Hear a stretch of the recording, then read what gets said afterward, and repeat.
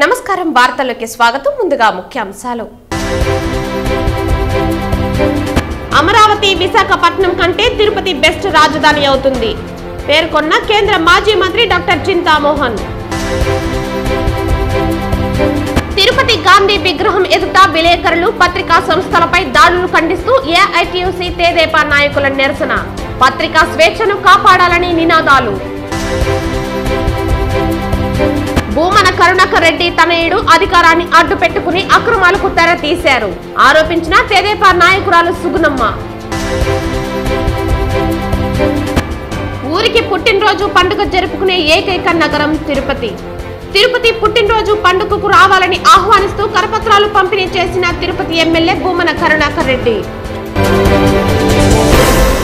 వార్తల్లోని వివరాలు. అమరావతి విశాఖపట్నం కంటే తిరుపతి బెస్ట్ రాజధాని అవుతుందని కేంద్ర మాజీ మంత్రి డాక్టర్ చింతామోహన్ అన్నారు. గురువారం పుత్తూరు రైల్వే స్టేషన్ వద్ద కాంగ్రెస్ కార్యకర్తలు, నాయకులు తిరుపతి రాజధాని కోసం ధర్నా నిర్వహించారు. ఈ సందర్భంగా కేంద్ర మాజీ మంత్రి చింతామోహన్ మాట్లాడుతూ 1953లో రావాల్సిన రాజధాని తిరుపతికి రాకుండా ఆనాటి ముఖ్యమంత్రి నీలం సంజీవ్ రెడ్డి అడ్డుకున్నారని తెలిపారు. 1956లో మరోసారి తిరుపతికి అన్యాయం చేస్తూ హైదరాబాద్కు తరలించారని పేర్కొన్నారు. రాష్ట్ర విభజన తర్వాత తిరుపతిని రాజధాని చేయాలని కోరుతూ ఆనాటి ప్రధానమంత్రి డాక్టర్ మన్మోహన్ సింగ్ తాను లేఖ రాశానని, తన లేఖకు ప్రధాని సానుకూలంగా స్పందిస్తూ తిరిగి తనకు జవాబు రాశారని వెల్లడించారు. 2014లో అధికారంలోకి వచ్చిన తెలుగుదేశం పార్టీ ప్రభుత్వం చంద్రబాబు నాయుడు ఏకపక్షంగా తుళ్లూరుకు రాజధాని తీసుకువెళ్లారని విమర్శించారు. తుళ్లూరు ఒక శపించబడ్డ స్థలమని, ఆ ప్రాంతంలో కాలు మోపిన ఎందరో ముఖ్యమంత్రులు పదవులను పోగొట్టుకున్నారని ఈ చరిత్ర గూగుల్లో వెతికినా తెలుస్తుందన్నారు. రాయలసీమ బిడ్డలైన జగన్, చంద్రబాబు ఇద్దరు ఒకరు అమరావతి అంటే మరొకరు వైజాగ్ అంటున్నారని, ఈ ఇద్దరు రాయలసీమ ద్రోహులుగా చరిత్రలో నిలిచిపోతారని విమర్శించారు. తిరుపతికి రాజధాని అయ్యే అన్ని అర్హతలు ఉన్నాయని, ఏర్పేడు, రాపూరు మధ్య 1,00,000 ఎకరాల ప్రభుత్వ భూమి, అంతర్జాతీయ విమానాశ్రయం, అంతర్జాతీయ రైల్వే స్టేషన్, 7 జాతీయ రహదారులు, 7 విశ్వవిద్యాలయాలు, కండలేరు సోమశిల నుంచి మంచి తాగునీటి వసతి, వందలాది ఆసుపత్రులు, కాలేజీలు ఉన్నాయని తెలిపారు. తిరుపతి రాజధాని కోసం గ్రామ గ్రామాన, ఊరు ఊరు తిరిగి ప్రజా చైతన్యం తీసుకువస్తామని తెలిపారు. పోతులూరి వీరబ్రహ్మేంద్ర స్వామి సైతం తన కాలజ్ఞానంలో 300 సంవత్సరాల క్రితం తిరుపతి ముఖ్య పట్టణం అవుతుందని కాలజ్ఞానంలో రాశారని వెల్లడించారు. చెప్పిన ప్రతి మాట నిజమైందని, ముఖ్య పట్టణం కూడా అవుతుందని ధీమా వ్యక్తం చేశారు. ఈ కార్యక్రమంలో కాంగ్రెస్ నాయకులు భాస్కర్, చిరంజీవి, తేజవతి, సింధుజ, పరదేశీ తదితరులు పాల్గొన్నారు. తిరుపతిలో పెట్టాలని మన్మోహన్ సింగ్ 2013లో రాష్ట్ర విభజన సమయంలో అక్టోబర్ 17వ తేదీ 2013లో ఆయన కలిశాను. తిరుపతి రాజధాని చేయమంటే డన్ అన్నాడు. ప్రభుత్వాన్ని రాని అన్నాడు. పోయింది. ప్రభుత్వం పోయిన తర్వాత చంద్రబాబు నాయుడు మరి ఆయన ముఖ్యమంత్రి అయ్యి తిరుపతికి రానియకుండా తుళ్లూరుకు తీసుకెళ్లాడు. ఆ తర్వాత జగన్మోహన్ రెడ్డి వచ్చాడు. ఆయన తిరుపతిని కానియకుండా అక్కడెక్కడికో వైజాగ్ అంటాడు, 3 రాజధానులు అంటాడు. ఇది అంటా పోతా ఉన్నాయి. నేను రైటింగ్ లో కూడా ఉంది. నేను ఆ జాబును కూడా మీ అందరికీ రిలీజ్ చేస్తాను. ఆయన ఒప్పుకున్నాడు తిరుపతి రాజధాని నగరానికి. తిరుపతి గాంధీ విగ్రహం ఎదుట విలేకరులు, పత్రికా సంస్థలపై దాడులు ఖండిస్తూ ఏఐటీయూసీ తెదేపా నాయకులు ఆందోళన చేపట్టారు. తిరుపతి గాంధీ విగ్రహం ఎదుట పాత్రికేయులు, మీడియా సంస్థల కార్యాలయాలపై దాడిని ఖండిస్తూ నాయకులు ఆందోళన చేపట్టారు. పత్రికా స్వేచ్ఛను కాపాడాలని నినాదాలు చేశారు. ముఖ్యమంత్రి జగన్ ప్రోద్బలంతో దాడులకు తెగబడుతున్నారని ఆవేదన వ్యక్తం చేశారు. ప్రజలకు ప్రభుత్వానికి వారధిగా ఉన్న మీడియా, వారధిలో ఉన్న మీడియాకు ప్రజలు అండగా నిలవాలని పిలుపునిచ్చారు. ఈరోజు రాష్ట్రంలో మరి వైకాపా పాలనలో ప్రజలకు ప్రభుత్వానికి మధ్య అనుసంధానంగా ఉన్నటువంటి మీడియా సోదరుల్ని ఇబ్బంది పెట్టడమే వాళ్ళ ధ్యేయంగా పెట్టుకొని, ఎందుకంటే ఈ రోజున సిద్ధం సభలు కానివ్వండి, అదేవిధంగా ఈరోజు ఈనాడు కార్యాలయం కానివ్వండి, ఆంధ్రజ్యోతి ఫోటోగ్రాఫర్ మీద దాడి కానివ్వండి, ఇవన్నీ చూస్తుంటే ఈ ప్రభుత్వమే వారందరినీ కూడా ప్రోత్సహించి ఈ విధమైనటువంటి విధ్వంసాలు, అరాచకాలు సృష్టిస్తుందా అనే విధంగా చేస్తున్నటువంటి కార్యక్రమాలకి మరి స్వస్తి పలకాల్సిన అవసరం ఎంతైనా ఉంది. అదే కాకుండా ఈ రోజున వాళ్ళు ఓడిపోతున్నాము అని తెలుసుకొని ఒక ఫ్రస్ట్రేషన్లో అందరి మీద దాడి చేయడం వాళ్ళు పూనుకుంటున్నారు. ఇది ఎంత మాత్రం కూడా సమంజసం కాదు. తప్పకుండా గవర్నరు, కేంద్రం కూడా ఇన్వాల్వ్ అయ్యి ఈ రాష్ట్రంలో నెలకొన్నటువంటి ఈ అరాచక ప్రభుత్వానికి స్వస్తి పలకాలన్నా, బుద్ధి చెప్పాలన్నా, ప్రజాస్వామ్యం రక్షించాలన్నా కూడా తప్పకుండా కేంద్రం జోక్యం చేసుకొని ఈ రాష్ట్రంలో ఉన్నటువంటి ఈ అరాచక అనిశ్చిత పరిపాలనకు స్వస్తి పలికే విధంగా కూడా వాళ్ళు చర్యలు తీసుకోవాలని మేము కోరుకుంటున్నాం.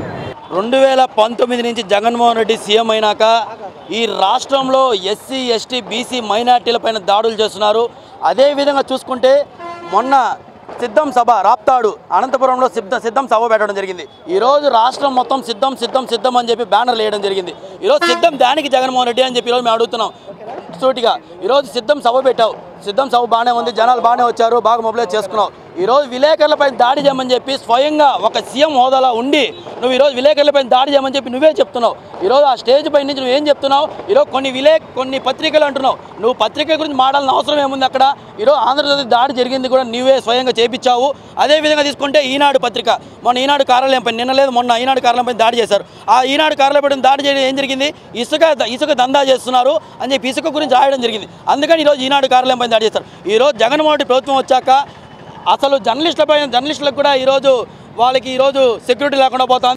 మాదిగలకు రాజకీయ ప్రాధాన్యత కల్పించే పార్టీలకే తమ సంపూర్ణ మద్దతు ఉంటుందని మాదిగ సంక్షేమ సంఘం జిల్లా అధ్యక్షుడు సుబ్బయ్య తెలిపారు. తిరుపతి ఆర్టీసీ బస్టాండ్ సమీపంలోని అంబేద్కర్ విగ్రహానికి పూలమాలలు వేసి నివాళులర్పించిన మాదిగ ఐక్యవేదిక సభ్యులు రానున్న ఎన్నికల్లో ఎమ్మెల్యే ఎంపీ టికెట్ల కేటాయింపులో రిజర్వేషన్ స్థానాల్లో మాదిగలకు ప్రాధాన్యత కల్పించాలని డిమాండ్ చేస్తూ నిరసన తెలిపారు.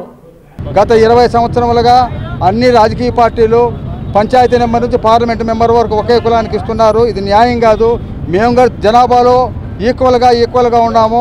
కాబట్టి ఈసారి వచ్చే రాబోయే ఎలక్షన్లో పార్లమెంటు అసెంబ్లీ సీట్లు చిత్తూరు తిరుపతి జిల్లాలో కేటాయించాలని కోరుతున్నాం. ఈరోజు ఆంధ్రప్రదేశ్లో మాదిగలకు తీవ్ర అన్యాయం చేస్తాయి అన్ని రాజకీయ పార్టీలు కూడా. మేము ఈ రాష్ట్రంలో దాదాపు 50 లక్షల పైచిలుకున్నాం మాదిగ కులాలు ఉన్నాము. అయినా మాకు ఎమ్మెల్యే ఎంపీ సీట్లలో ఏ రాజకీయ పార్టీ కానీ మాకు ప్రాధాన్యత ఇవ్వడం లేదు. అన్ని రాజకీయ పార్టీలు కూడా మాకు ఈ 2024 ఎన్నికల్లో మాకు న్యాయం చేయాలని మమ్మల్ని గుర్తించి మా యొక్క కులాలకు ప్రాధాన్యత కల్పించి మా మాదిగ కులాలకు ప్రాధాన్యత కల్పించి మమ్మల్ని రాజకీయంగా అభివృద్ధి చేయాలనేసి అన్ని రాజకీయ పార్టీలను మేము కోరుకుంటున్నాము. అదేవిధంగా మాకు పంచాయతీ నుంచి పార్లమెంట్ వరకు అన్ని రాజకీయ పార్టీలు కూడా మాకు ప్రాధాన్యత ఇవ్వాలి.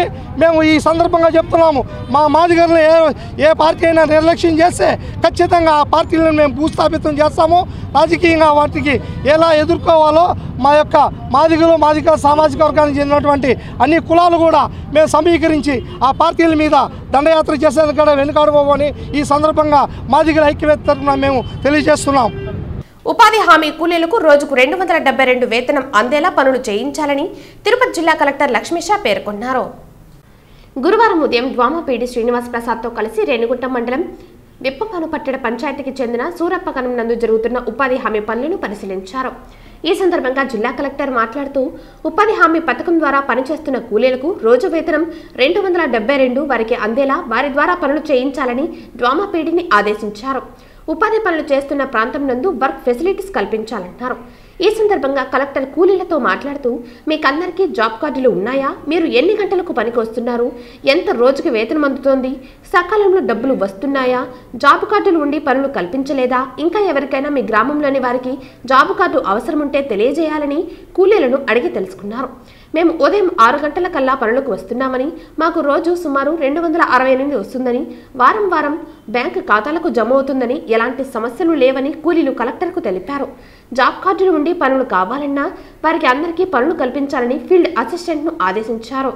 4.50 లక్షలతో నిర్మాణం చేపడుతున్న పామ్ పాండ్ పనులను విప్పమానుపట్టెడ పంచాయతీకి చెందిన 34 మంది కూలీలు గతం 20 రోజులుగా పనిచేస్తున్నారని, కూలీలకు పనిచేసే ప్రాంతంలో త్రాగునీరు కల్పించడం జరుగుతుందని, జాబ్ కార్డు కలిగిన ప్రతి ఒక్కరికి పనులు కల్పిస్తున్నామని పీడీ కలెక్టర్కు తెలిపారు. ఈ సందర్భంగా కలెక్టర్ ఉపాధి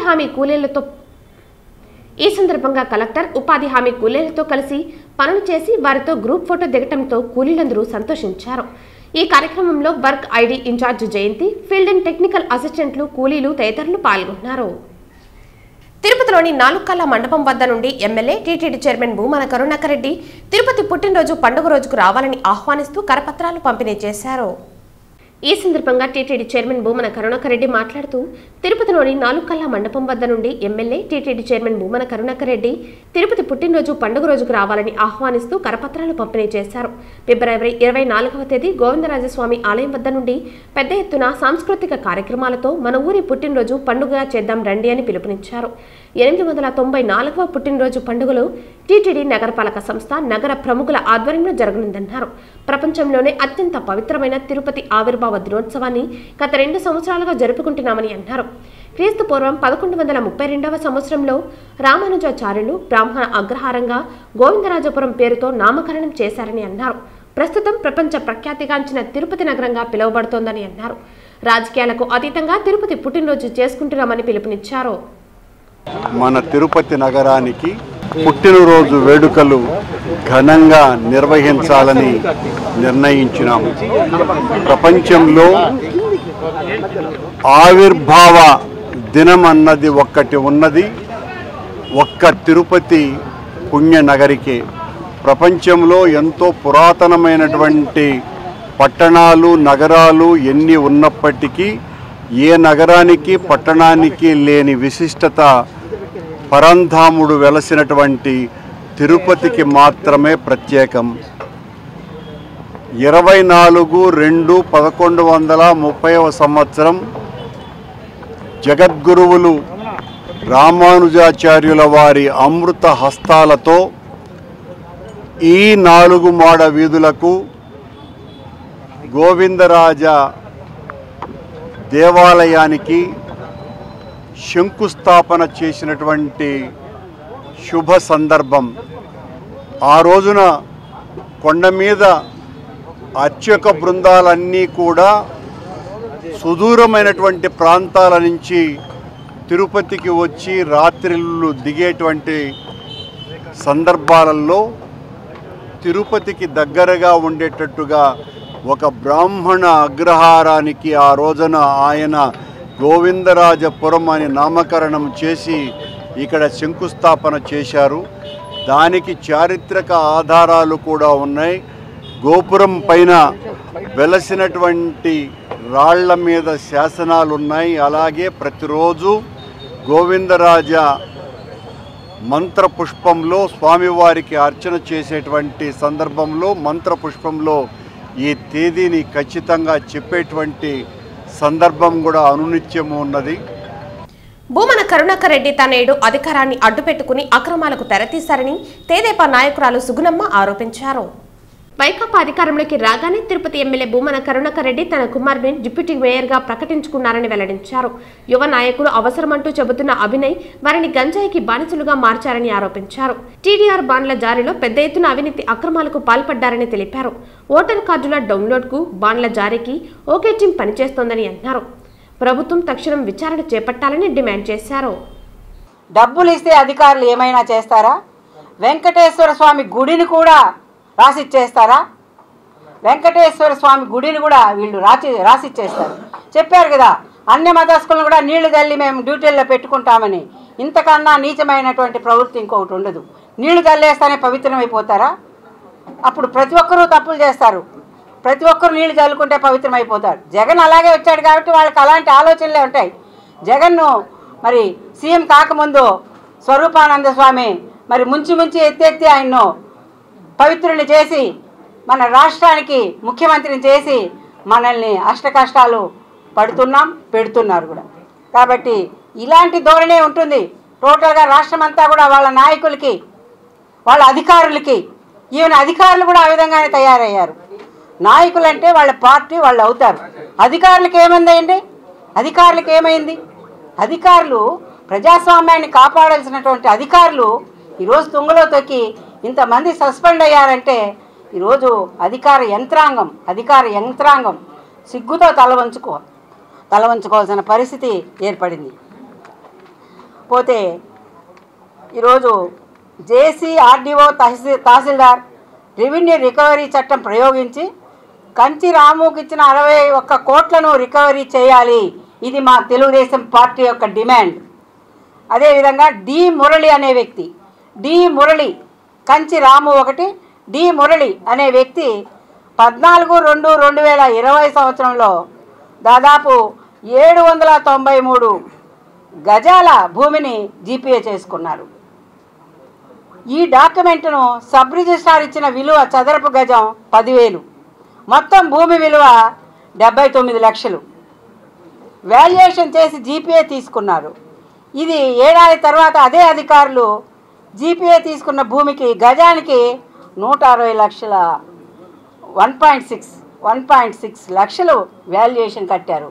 అంటే అతనికి 10,000 రూపాయలతో కొనిపించారు. మళ్ళీ అతనికి టీడీఆర్ బాండ్ ఇవ్వాలంటే 1,60,000 దానికి వాల్యుయేషన్ వేయడం జరిగింది. భక్తులు సమర్పించే కానుకలను జీతంగా తీసుకుంటూ కోట్లాది మంది భక్తుల మనోభావాలు దెబ్బతీసేలా రమణ దీక్షితులు వ్యాఖ్యలు చేయటం బాధాకరమని శ్రీవారి ఆలయ ప్రధాన అర్చకులు వేణుగోపాల దీక్షితులు, శ్రీకృష్ణ శేషాచల దీక్షితులు రమణ దీక్షితులపై మండిపడ్డారు. అర్చక నిలయంలో వీరు మీడియాతో మాట్లాడుతూ రమణ దీక్షితులు పూర్తిగా అవాస్తవాలు మాట్లాడారని, శ్రీవారి ఆలయంలో మార్పులు చేస్తున్నారంటూ అబద్ధాలు చెప్పారని అన్నారు. ఆలయంలో 10 ఏళ్ల క్రితం అభివృద్ధి పనులు చేశారని, ప్రస్తుతం ఎటువంటి మార్పులు చేయలేదని, ఆలయ ప్రతిష్టకు భంగం వాటిల్లేరా రమణ దీక్షితులు వ్యాఖ్యలు ఉన్నాయన్నారు.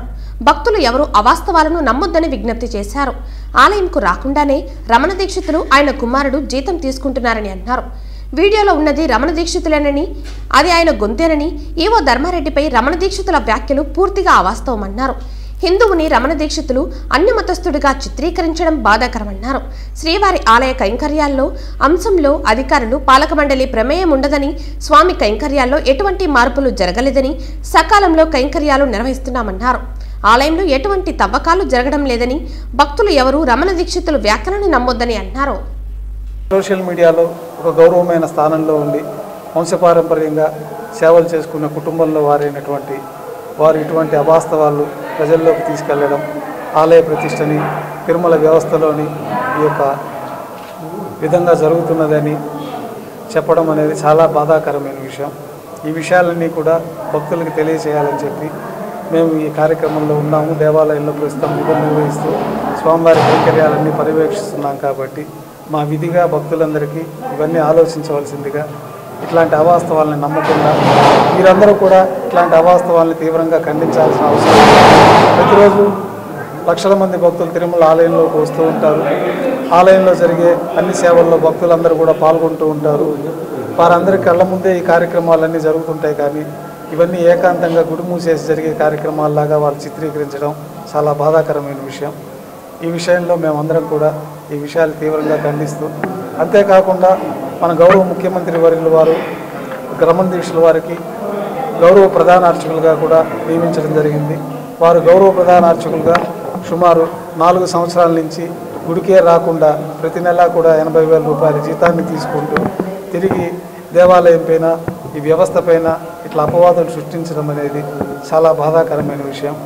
వారు కానీ వారి కుటుంబీకుల్లో వాళ్ళ అబ్బాయి కూడా నేటి వరకు కూడా సంవత్సరాల తరబడి దేవాలయానికే రాకుండా ఎప్పుడో ఒకసారి ఒక 2 రోజులు వచ్చి రెన్యువల్ చేసుకొని వెళ్ళినట్టు కైంకర్యాల్లో పాల్గొనకుండా ఇద్దరు దూరంగా ఎక్కడో బయట తిరుగుతూ ఇట్లాంటి అవాస్తవాలు ప్రచారం చేయడం చాలా బాధాకరం. భక్తులందరూ కూడా దీన్ని తీవ్రంగా ఖండించాల్సిన అవసరం ఉన్నది. ఈ విషయాలన్నీ కూడా మా ప్రధాన అర్చకులు మేమందరం కూడా తీవ్రంగా ఖండిస్తున్నాం.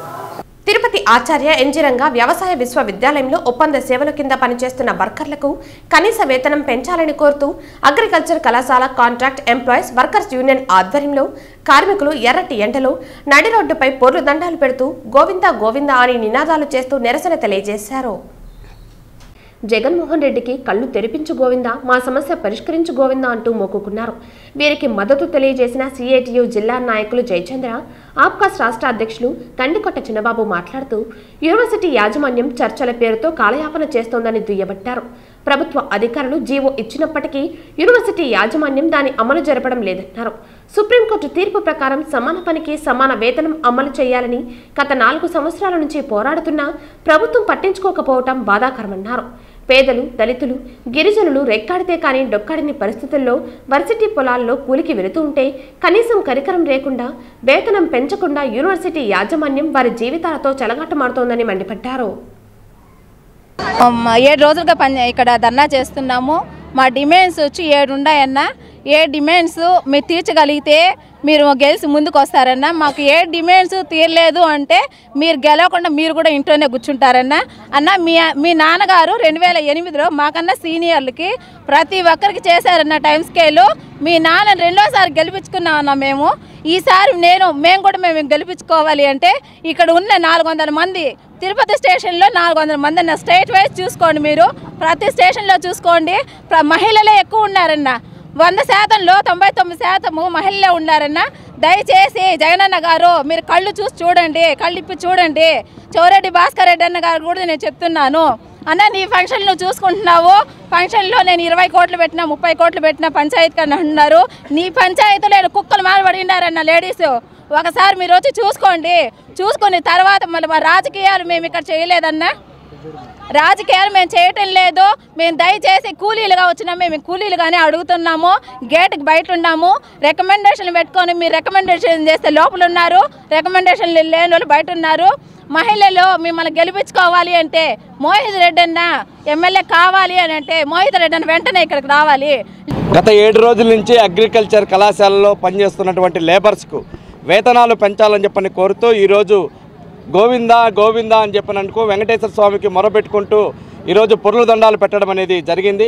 ఆ పొర్లు దండాలతో అయినా వెంకటేశ్వర స్వామి అయినా జగన్మోహన్ రెడ్డి గారికి కనీసం కళ్ళు తెరిపించి మా బాధలు తీరుస్తాడని చెప్పిన ఒక ప్రధానమైనటువంటి ఉద్దేశంతో 300 మంది మహిళలు రోడ్డుపైన ఎర్రటి ఎండలో వాళ్ళ కడుపులు కాల్చుకుంటూ ఈరోజు పొర్లు దండాలు పెట్టి ఆ రకంగా నిరసన తెలియజేయడం అనేది జరిగింది. ఈరోజు ప్రధానమైనటువంటి డిమాండ్ ఈరోజు వేతనం పెంచాలని చెప్పిన అనేది ప్రధానమైనటువంటి డిమాండ్.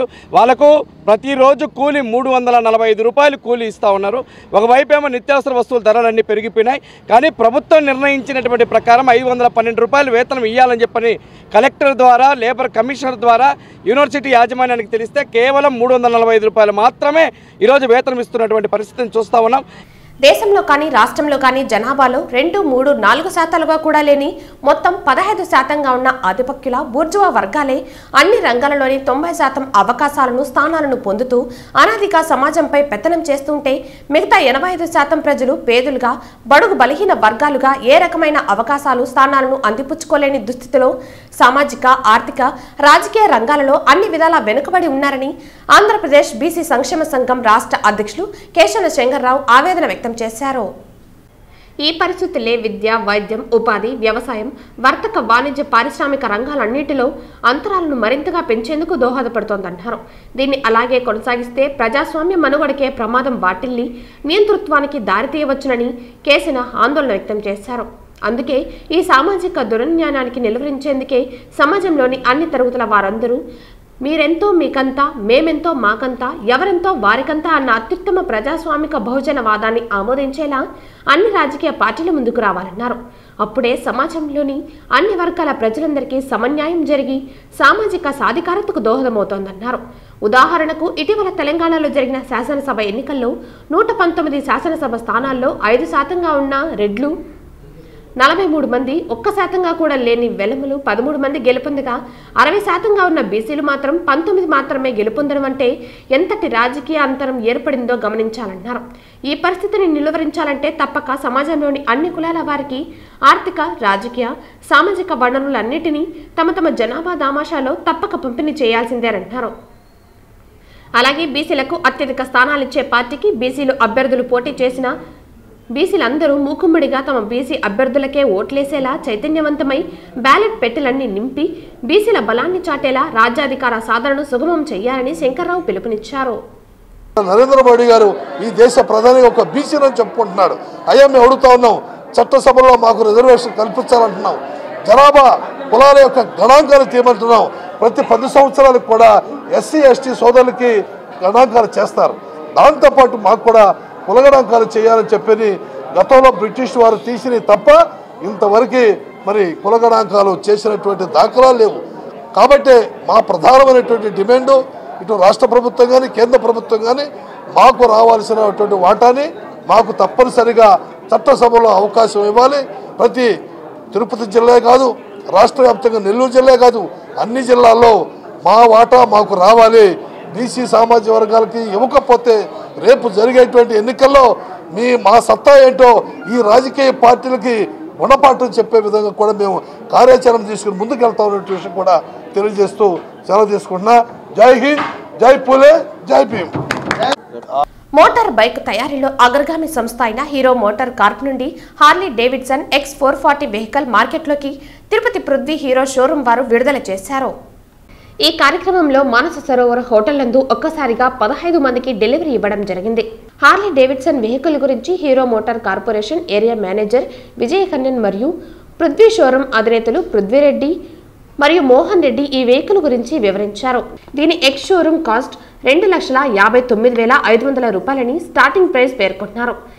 ఈ కార్యక్రమానికి hero showroom GM Himabindu, service GM Nagendra పాల్గొంటున్నారు మరియు network manager Purnachandra, sales and service సిబ్బంది పాల్గొంటున్నారు.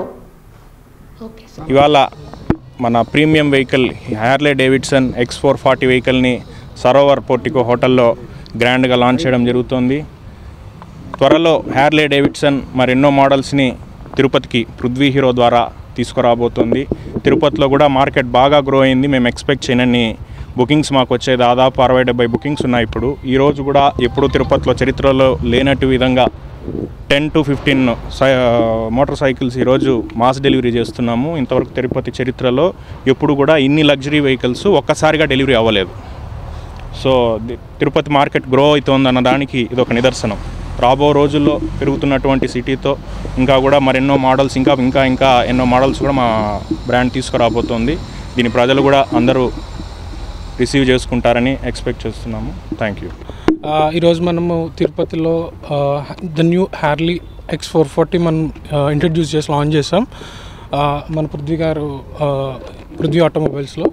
So the vehicle comes with an extraordinary specifications with an initial pickup and moreover and less the torque is 38 Newton per meter and the power is 27.37 PS and the initial torque whenever the rider is having the experience is an extraordinary and mileage is we are claiming at 38 kilometers per liter. లోక కళ్యాణార్థం ప్రజలందరూ సుఖ సంతోషాలతో ఉండాలని ఆకాంక్షిస్తూ రావి చెట్టును, వేప చెట్టును శివపార్వతులుగా భావించి ఆ 2 చెట్లకు పెళ్లి చేశారు. ఇది వింత కాదు, అక్కడ ఆచారం. అది ఎక్కడో ఇప్పుడు చూద్దాం. తిరుపతి రూరల్ వేదాంతపురం పంచాయతీ అగ్రహారం గ్రామంలో సత్తమ్మగుడి వీధి భారీ రావి చెట్టు, వేప చెట్టు ఉన్నాయి. అదే గ్రామానికి చెందిన ముత్యాలమ్మ, పద్మావతమ్మల దంపతులు గత 18 సంవత్సరాలుగా లోక కళ్యాణార్థం సకాలంలో వర్షాలు కురిసి ప్రజలందరూ సుఖ సంతోషాలతో ఉండాలని ఆకాంక్షిస్తూ ఆ 2 చెట్లను శివపార్వతులుగా భావించి కళ్యాణం జరిపిస్తున్నారు. అందులో భాగంగా గురువారం ఉదయం రావి చెట్టును శివుడిగా, వేప చెట్టును పార్వతీదేవిగా పట్టుబట్టలతో అలంకరించారు. అనంతరం వేద మంత్రాలు, మంగళ వాయిద్యాల నడుమ గ్రామ ప్రజల శివనామస్మరణతో కళ్యాణోత్సవం కన్నుల పండుగగా నిర్వహించారు. ఈ కార్యక్రమానికి ముఖ్య అతిథులుగా హాజరైన తెలుగుదేశం పార్టీ సీనియర్ నాయకులు పులిగోరు మురళీకృష్ణారెడ్డి, బీజేపీ సీనియర్ నాయకులు గుండాల గోపీనాథ్ రెడ్డిలు మాట్లాడుతూ వర్షాలు సమృద్ధిగా కురిసి పాడి పంటలతో ప్రజలందరూ సుఖ సంతోషాలతో ఉండాలని ఆకాంక్షిస్తూ రావి చెట్టుకు, వేప చెట్టుకు పెళ్లి చేయటం సంతోషంగా ఉందన్నారు. మన హైందవ సంస్కృతిలో రావి, వేప చెట్టుకు విశిష్ట స్థానం ఉందన్నారు. ఈ 2 చెట్లు సాక్షాత్తు దైవ స్వరూపాలని అన్నారు. ఈ కార్యక్రమంలో వేదాంతపురం అగ్రహారం గ్రామస్తులు, ముత్యాలయ్య, పద్మావతమ్మ దంపతులు, వినాయక సాగర్ సంకల్ప వరసిద్ధి వినాయక స్వామి దేవాలయం ధర్మకర్త కొండే చెంగారెడ్డి, మునిరామయ్య తదితరులు పాల్గొన్నారు. నమ శివాయ. వేదాంతపురం అగ్రహారం గ్రామంలో ముత్యాలయ్య, పద్మావతి అమ్మ దంపతులు రావి చెట్టు, వేప చెట్టుకి గత 18 సంవత్సరాలుగా శివపార్వతుల కళ్యాణోత్సవం చేపిస్తున్నారు.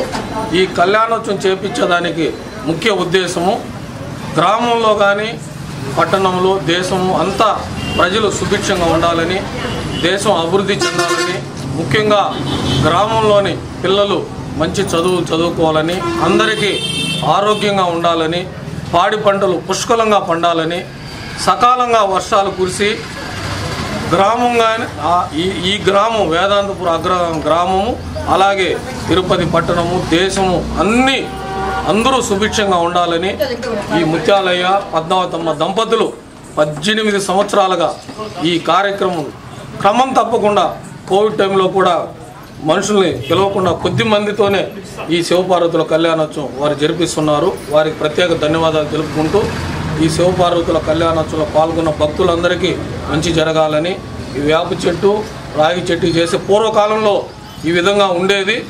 ఇప్పుడు ఈ నవతరంలో వీళ్ళు చేస్తున్న దానికి అభినందించాలి. ప్రతి ఒక్కరూ సుభిక్షంగా ఉండాలని ఈ కార్యక్రమం చేసిన దానికి ప్రత్యేక ధన్యవాదాలు తెలుపుతూ శివపార్వతుల ఆశీస్సులు మనకందరికి కలగాలని కోరుకుంటున్నాం. తిరుమల నడక మార్గాన్ని ఆనుకుని శ్రీ లక్ష్మీ నరసింహస్వామి ఆలయ సమీపాన ఉన్న పురాతన ముగ్గుబావిని టీటీడీ చైర్మన్ భూమన కరుణాకర్ రెడ్డి గురువారం మధ్యాహ్నం పరిశీలించారు. తిరుమల నడక మార్గాన్ని ఆనుకుని శ్రీ లక్ష్మీ నరసింహస్వామి ఆలయం సమీపాన ఉన్న పురాతన ముగ్గుబావిని టీటీడీ చైర్మన్ భూమన కరుణాకర్ రెడ్డి గురువారం మధ్యాహ్నం పరిశీలించారు. సుమారు 600 సంవత్సరాల చరిత్ర కలిగిన ముగ్గుబావి పిచ్చి మొక్కలతో నిండి శిథిలా వ్యవస్థలో ఉండటాన్ని గమనించి వెంటనే శుభ్రం చేయాలని సిబ్బందికి సూచించారు. ఎంతో ప్రాశస్త్యం కలిగిన ముగ్గుబావిని అందుకు తగ్గట్టే ఆధునీకరణకు చర్యలు చేపట్టాలని అధికారులను ఆదేశించారు. తిరుమల శ్రీవారిని ఈ రోజు ఉదయం వీఐపీ విరామ సమయంలో ఏపీ మంత్రి కారుమూరి వెంకట నాగేశ్వరరావు స్వామివారి సేవలో పాల్గొని మొక్కులు చెల్లించుకున్నారు. దర్శన అనంతరం ఆలయ రంగనాయకుల మండపంలో వేద పండితులు వేద ఆశీర్వచనం అందించగా ఆలయ అధికారులు పట్టు వస్త్రంతో సత్కరించి స్వామివారి తీర్థ ప్రసాదాలు అందజేశారు. అనంతరం ఆలయం వెలుపల మంత్రి కారుమూరి మాట్లాడుతూ జగన్మోహన్ రెడ్డి రాష్ట్ర ప్రజలకు ఎన్నో మంచి పనులు చేశారని, ఆయన ప్రజల గుండెల్లో ఉంటారని మంత్రి తెలిపారు. జగన్మోహన్ రెడ్డి ముఖ్యమంత్రిగా ప్రజలకి ఎన్నో సేవలు అందించాలని స్వామివారిని ప్రార్థించామన్నారు. జర్నలిస్టులపై దాడి చేయడాన్ని ఖండిస్తున్నామని మంత్రి తెలిపారు. దర్శనం చేసుకోవడం జరిగింది వెంకటేశ్వర స్వామి. ఆ స్వామి సర్వజనో సుఖనో భవంతు, అందరూ బాగుండాలి. ఇవాళ జగన్మోహన్ రెడ్డి గారు రాష్ట్ర ప్రజలకి ఎన్నో రకాల మంచి చేశారు. ఆ మంచి ఆ ప్రజల గుండెల్లో ఉంది. ఆయనకి అందరూ కూడా ఆశీర్వాదం ఇవ్వాలని, ఆయనకి అందరూ కూడా శుభం తెలపాలని, ఆయన మంచి మెజార్టీతోటి ఈ రాష్ట్ర ప్రజలకి మళ్ళీ ముఖ్యమంత్రిగా సేవలు అందించాలని మనస్ఫూర్తిగా కోరుకుంటూ స్వామిని మొక్కుకున్నాను. జర్నలిస్టులపైన దాడి జరిగింది, రాష్ట్ర వ్యాప్తంగా ధర్నాలు చేశారు. ఎవరి మీద? జర్నలిస్టులపైన దాడి జరిగిందనేసి.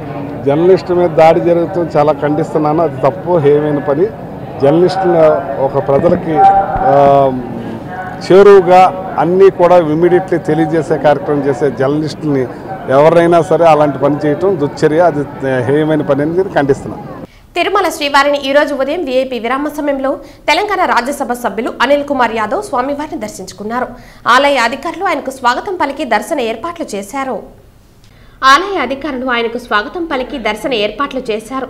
దర్శన అనంతరం రంగనాయకుల మండపంలో వేద పండితులు వేద ఆశీర్వచనం అందించగా టీటీడీ అధికారులు తీర్థ ప్రసాదాలు అందించారు. ఆలయం వెలుపల ఆయన మాట్లాడుతూ కాంగ్రెస్ పార్టీ తరపున రాజ్యసభ సభ్యుడిగా తనకు అవకాశం కల్పించిన సందర్భంగా స్వామివారిని దర్శించుకున్నామని అన్నారు. సోనియా గాంధీకి, తెలంగాణ ముఖ్యమంత్రి రేవంత్ రెడ్డికి కాంగ్రెస్ ప్రజలందరికీ కృతజ్ఞతలు తెలిపారు. తెలంగాణలో కాంగ్రెస్ ప్రభుత్వం వచ్చిన తర్వాత పథకాలన్నీ కూడా నెరవేరుస్తున్నామని అన్నారు. ఈరోజు వెంకటేశ్వర స్వామి గారిని దర్శించుకోవడానికి నాకు ముఖ్యంగా రాజ్యసభ సభ్యుడిగా కాంగ్రెస్ పార్టీ తరఫున మా అధినాయకురాలు సోనియా గాంధీ గారు, రాహుల్ గాంధీ గారు, మల్లికార్జున్ ఖర్గే గారు, కేసీ వేణుగోపాల్ గారు, దీపాదాస్ మున్షి గారు, తెలంగాణ రాష్ట్ర ముఖ్యమంత్రి పెద్దలు రేవంత్ అన్న గారు, ఉప ముఖ్యమంత్రి మల్లు బట్టి విక్రమార్ గారు, వాళ్ళందరి ఆశీస్సులతోని ఈరోజు నాకు రాజ్యసభ సభ్యుడిగా ఎలక్ట్ చేయడం జరిగింది. ఎలక్ట్ అయిన తర్వాత మొదటిసారిగా వెంకటేశ్వర స్వామి గారిని దర్శించుకోవడానికి రావడం జరిగింది. నాలాంటి ఒక యువకునికి, ముఖ్యంగా ఒక బీసీ బిడ్డకి ఇంత పెద్దల సభకు పంపించినందుకు వారందరికీ కూడా చేతులు జోడించి నమస్కారం తెలియజేస్తున్నా. అందరు బాగుండాలని, రాష్ట్రం బాగుండాలని, అందరికీ మంచి జరగాలని కూడా స్వామి గారిని కోరుకోవడం జరిగింది. ఎన్ని సీట్లు తెలంగాణ రాష్ట్రంలో కాంగ్రెస్ పార్టీ వచ్చిన తర్వాత ప్రజలలో చాలా మార్పు కనిపిస్తుంది. ముఖ్యంగా మా ముఖ్యమంత్రి గారు తీసుకొచ్చిన ఏవైతే పథకాలు ఉన్నాయో, మేనిఫెస్టోలో పెట్టిన ప్రతి ఒక్క పథకాన్ని కూడా ఈరోజు ఇంప్లిమెంట్ చేయడం జరుగుతుంది. దాదాపు 17 స్థానాలలో 14 స్థానాలు కాంగ్రెస్ పార్టీ కైవసం చేసుకుంటుంది నాకు నమ్మకం. తిరుమల శ్రీ వెంకటేశ్వర స్వామి వారిని ఈ రోజు ఉదయం వీఐపీ విరామ సమయంలో కేంద్ర మంత్రి భగవత్ ఖర్డా దర్శించుకున్నారు. ఆయనకు ఆలయ అధికారులు స్వాగతం పలికి దర్శన ఏర్పాట్లు చేశారు. దర్శన అనంతరం రంగనాయకుల మండపంలో వేద పండితులు వేద ఆశీర్వచనం అందించగా టీటీడీ అధికారులు తీర్థ ప్రసాదాలు అందించారు. ఆలయం వెలుపల కేంద్ర మంత్రి మాట్లాడుతూ వెంకటేశ్వర స్వామివారిని దర్శించుకోవడం చాలా సంతోషంగా ఉందన్నారు. మరోసారి నరేంద్ర మోదీ ప్రధానమంత్రి కావాలని, భారతదేశం ఆర్థికంగా అభివృద్ధి చెందుతుందన్నారు.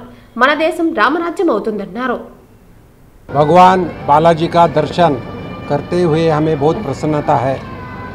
मैं मेरे सभी परिवार के साथ आके भगवान बालाजी का दर्शन किया और एक ही मन्नत मांगी, प्रधानमंत्री मोदी जी तीसरे बार प्रधानमंत्री बने और उन्हीं के नेतृत्व में भारत एक संपन्न समृद्ध राष्ट्र बने।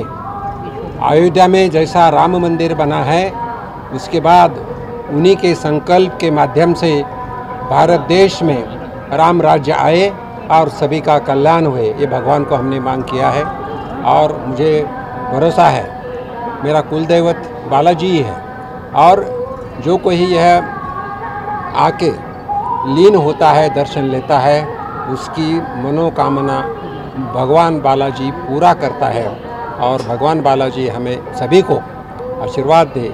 माननीय प्रधानमंत्री जी तीसरी बार भारी बहुमत से प्रधानमंत्री बने, यह हमारा संकल्प है। తిరుమల శ్రీవారిని పలువురు ప్రముఖులు దర్శించుకుని మొక్కులు చెల్లించుకున్నారు. తిరుమల శ్రీవారిని ఈ రోజు ఉదయం వీఐపీ విరామ సమయంలో తెలంగాణ ఎమ్మెల్సీ పోచంపల్లి శ్రీనివాస్, నందమూరి తేజస్విని, మాజీ టీటీడీ చైర్మన్ వైవి సుబ్బారెడ్డి వేరువేరుగా దర్శించుకున్నారు. వీరికి ఆలయ అధికారులు స్వాగతం పలికి దర్శన ఏర్పాట్లు చేశారు. దర్శన అనంతరం రంగనాయకుల మండపంలో వేద పండితులు వేద ఆశీర్వచనం అందించగా టీటీడీ అధికారులు తీర్థప్రసాదాలు అందజేశారు. వార్తలు ముగించే ముందు ముఖ్యాంశాలు మరోసారి. అమరావతి విశాఖపట్నం కంటే తిరుపతి బెస్ట్ రాజధాని అవుతుంది పేర్కొన్న కేంద్ర మాజీ మంత్రి డాక్టర్ చింతామోహన్. తిరుపతి గాంధీ విగ్రహం ఎదుట విలేకరులు, పత్రికా సంస్థలపై దాడులు ఖండిస్తూ ఏఐటీయూసీ తెదేపా నాయకుల నిరసన. పత్రికా స్వేచ్ఛను కాపాడాలని నినాదాలు. భూమన కరుణాకర్ రెడ్డి తనయుడు అధికారాన్ని అడ్డు పెట్టుకుని అక్రమాలకు తెర తీశారు ఆరోపించిన తెదేపా నాయకురాలు సుగుణమ్మ. ఊరికి పుట్టినరోజు పండుగ జరుపుకునే ఏకైక నగరం తిరుపతి. తిరుపతి పుట్టినరోజు పండుగకు రావాలని ఆహ్వానిస్తూ కరపత్రాలు పంపిణీ చేసిన తిరుపతి ఎమ్మెల్యే భూమన కరుణాకర్ రెడ్డి. ఈ వార్తలు ఇంతటితో సమాప్తం. తిరిగి వార్తల్లో మళ్ళీ కలుద్దాం. అంతవరకు సెలవు. నమస్కారం.